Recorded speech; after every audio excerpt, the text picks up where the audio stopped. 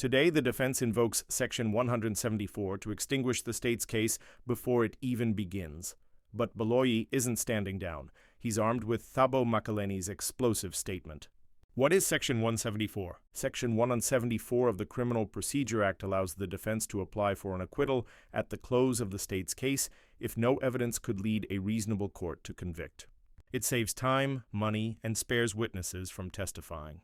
It hinges on whether the state's evidence, viewed most favorably, can sustain a conviction.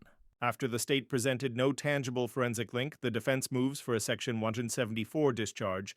They argue the state's witnesses offered hearsay, contradictions, and no direct proof placing the accused at the scene. Baloyi rising in his crisp robes, statement in hand. Your Lordship, this court cannot ignore a single shred of credible evidence. Thabo Makeleni'S statement directly places the accused at the scene, wearing the very jacket seen on CCTV. He pounds the desk lightly, eyes blazing. Proceeding to trial is the only just outcome. Makeleni names the accused and recalls his distinctive limp. He heard the suspect arguing with the victim minutes before the fatal shot. If this statement survives objections, Baloyi stops the Section 174 discharge in its tracks. We cannot rule out the following possible rulings. Judge grants discharge. Case dismissed. Accused walks free. Judge rejects it. Trial proceeds. Witnesses called. Judge orders a pre-trial hearing on admissibility. Every verdict here will echo far beyond these walls. Who wins this courtroom war? Drop a comment with your prediction, smash that like button if you believe in due process, and subscribe for every twist in real time. This isn't just a legal battle, it's a fight for accountability. Stay tuned as I take you inside the Pretoria High Court. Kindly like the video, share it, comment, and subscribe. Thanks for watching. I'll catch you on my next upload. Bye. Then under paragraph 32, it is submitted that the application for discharge ought to be dismissed. Then there's a signature underneath, and then underneath the signature, it reads as follows: Advocate R.N. Asibanda. Underneath, it's Advocate G.D. Baloyi, and then for the state, the date is it reads as follows: 22nd 08/2025. My Lord, there were additional submissions that we made regarding the evidence of Mr. Thabo Makeleni. We have given those additional submissions to Mr. Mzanga. Yeah, fine. And we indicated, my Lord, that there were some words in those submissions, typing errors, and we undertook to just neaten that up. We have since done that, my Lord. Yesterday, I gave my colleagues the version that has been cleaned up. It's just basically the same. The only difference, my Lord, is reference to the record, which I've just mentioned, my Lord. Okay, so we'll just allow Mr. Mzanga just to interpret the initial submissions, and thereafter we'll then just in less than a minute, my Lord, just refer to the updated version. My Lord, with the leave of the court, may I quickly confirm something with the state pertaining to these supplementary state submissions? So I've got 2 copies. Yes. Resubmissions, supplementary submissions. It reads as follows: Mr. Thabo Makeleni. Lapho ke iyaqala ngaphansi kwale paragraph. My Lord, the paragraph, I think it's unnamed. It's page 31. Can therefore not be construed as deliberately deviating from the approach followed in the Ndlovu case. And I quote: the writer refers to the Lubanzi 2010 Volume 2 SACR 233 SCA case. Not allowing the hearsay admissions cannot necessarily be construed as criticism of the approach of the Ndlovu case.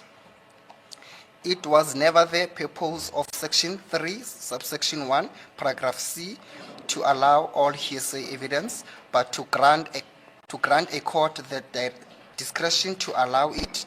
The court in this instance found cogent reason not to allow the evidence, of which the failure by the trial court to provide no reason at all must have played a major role.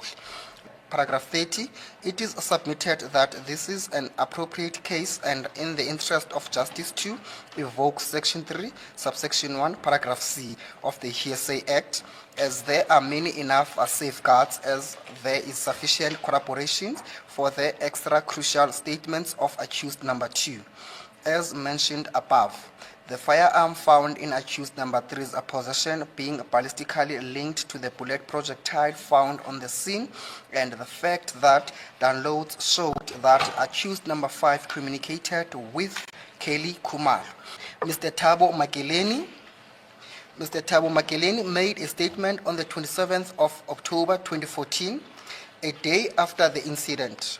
The main thrust of this statement evidence is captured in Exhibit J, page 5. First paragraph. The effect of the evidence is that he saw 3 unknown African males in the vicinity of the gas station, open bracket, visible on the Mhlahlo photos, busy on the cell phone. He saw them again at Kelly's mom's house. Suspect B stood at the gate. He gave the following description: African male, more or less 25 years, height 1.8 taller, slender build, a medium brown complexion, clothing hooded top. Witness saw a golden insert in upper teeth, hairstyle dreadlock, facial hair inwele zakhe, but mustache and beard, but inwele zakhe futhi ne mustache futhi ngisho nentshebe yakhona ke lapho ke. Witness saw something in his hand that could have been a firearm. Bathi ufakazi ikhona ke into wayibona ke kuyena ke lo muntu sandleni bekangathi mhlambi ke yisibhamu lesi awasibona. Under Roman figure 2, the defense themselves introduced this exhibit into the record. We submit, therefore, that they consented to the hearsay evidence of Mr. Makeleni being admitted on the record, as advanced in Section 3, subsection 1, paragraph A of the Law of Evidence Amendment Act 45 of 1988, which provides that subject to any other law, hearsay evidence shall not be admitted as evidence in a criminal proceedings unless each party against whom the evidence is to be adduced agrees to the admissions, therefore. Roman figure 3, alternatively, the state will argue that it is in the interest of justice to admit it. In the case of Kapa versus the state, open bracket, CCT 292/2021, 2023 ZACC 1 to 2023, volume 4, BCLR 370, open bracket CC, close bracket, 2003, volume 1, SACR 583, CC 2024 January 2023, concerns the admissions of the hearsay evidence in terms of the interest of justice test, as set out in Section 3, subsection 1, paragraph C of the Law Evidence Amendment Act 45 of 1988. The Constitutional Court had occasion to consider whether the Western Cape High Court was correct under Section 3, subsection 1, paragraph C of the Law Evidence Amendment Act, Hearsay Act, to admit the statement of Ms. Bomikazi Dasi, who died before the trial. This case is on all fourth with the issue pertaining to the admissibility of Mr. Makeleni'S statement. Roman figure 4, the High Court had ruled that the statement of the witnesses who had since passed on was admissible under Section 3, subsection 1, paragraph C, Act 45 of 1988. Roman figure 5. The CC examined the provisions of Section 3, subsection 4 of the Hearsay Act defines hearsay as evidence, whether oral or in writing, the probative value of which depends upon a credibility of any person other than the person giving such evidence. Ms. Darcy's statement as tendered by the state through the oral evidence of Sergeant Msolo is hearsay evidence. The state successfully applied for the admission of this hearsay evidence in terms of Section 3, subsection 1, paragraph C of the Hearsay Act. Under Roman figure 6, Section 3, subsection 1, paragraph C of the Hearsay Act provides as follows. 1. Subject to the provisions of any other law, hearsay evidence shall not be admitted as evidence at criminal or civil proceedings unless C. The court having regard to the nature of the proceedings.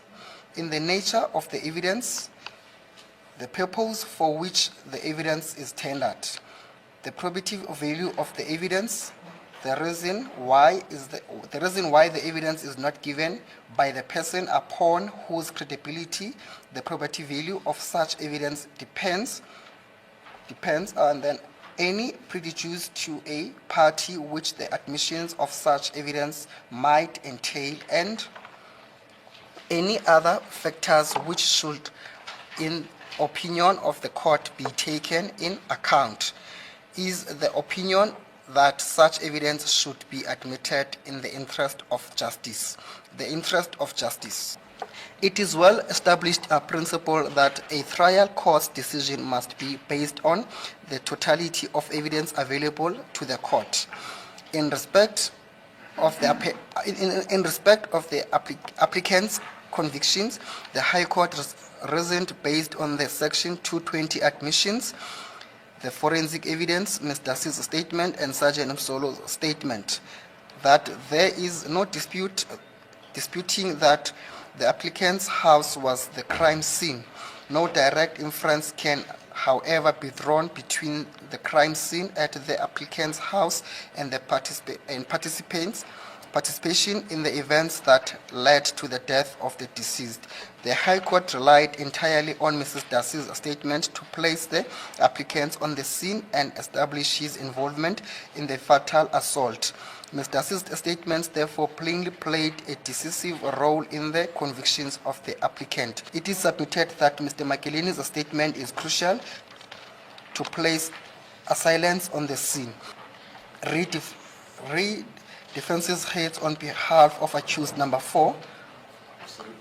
That is the only portion that refers to Mr. Makeleni'S statement, my lord.